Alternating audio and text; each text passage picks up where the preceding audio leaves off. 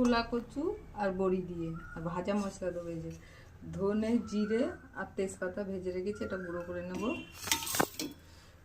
আর এখানে আছে টমেটো দুটো ছোট ছোট, আদা আর কাঁচা পাকা লঙ্কা। মাছগুলো ভেজে নেব লবণ হলুদ দিয়ে, কচুগুলোও ভেজে নেব, বড়িগুলোও ভেজে নেব।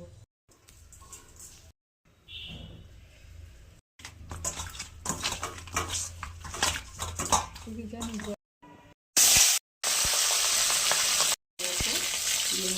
আরো আছে ভাজবো।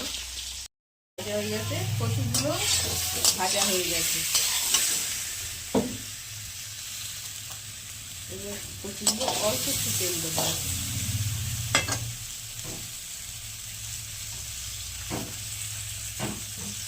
একটু জিরে, দুটো শুকনো লঙ্কা ফোড়ন দিলাম।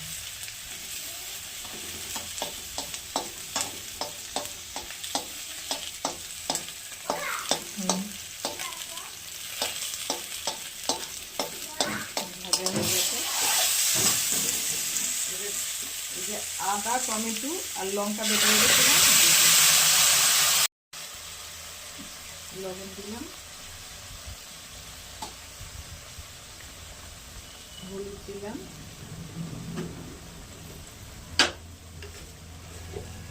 অল্প একটু গুড় দিলাম,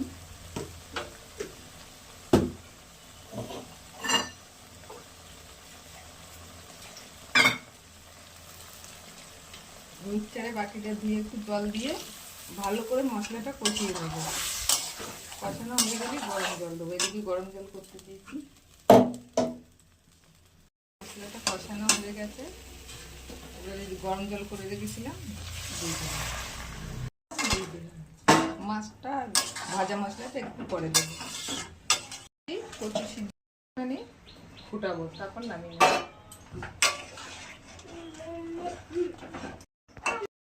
বড়ি দিয়ে রুই মাছের ঝোল ভাজা মশলা দিয়ে